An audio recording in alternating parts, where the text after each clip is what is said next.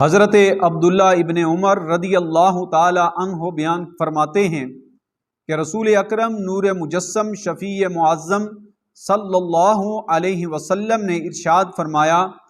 تین طرح کے بندے ایسے ہیں جن کو اللہ تبارک و تعالی محشر کے دن کستوری کے ٹیلوں پر فائز فرمائے گا۔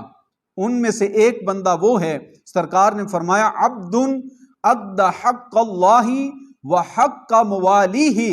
وہ غلام جس نے اللہ کا بھی حق ادا کیا اور اپنے مالک کا بھی حق ادا کیا۔ اگرچہ دنیا میں اس کو معمولی سمجھا جاتا تھا، لیکن محشر کے دن اللہ تبارک و تعالی ایسے غلام کو جو اپنے رب کا بھی فرما بردار رہا اور اپنے مالک کا بھی فرما بردار رہا، ایسے غلام کو اللہ تبارک و تعالی محشر کے دن کستوری کے خوشبودار ٹیلے پر فائز فرمائے گا۔ اور دوسرے نمبر پر فرمایا، راجل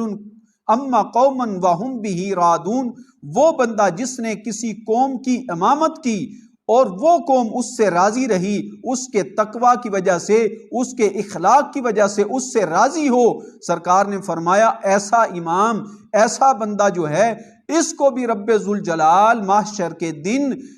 کستوری کے ٹیلے پر فائز فرمائے گا۔ اور تیسرے نمبر پر فرمایا، رجل ینادی بالصلوات الخمس فی کل یوم ولیلۃ، وہ بندہ پانچوں نمازوں کے لیے جو اذان دے، ایسے بندے کو بھی رب ذوالجلال محشر کے دن کستوری کے خوشبودار ٹیلے پر فائز فرمائے گا، اور سارے محشر والوں کو رب ذوالجلال ان کی شان دکھائے گا۔ اللہ تبارک و تعالی ہمیں عمل کی توفیق عطا فرمائے۔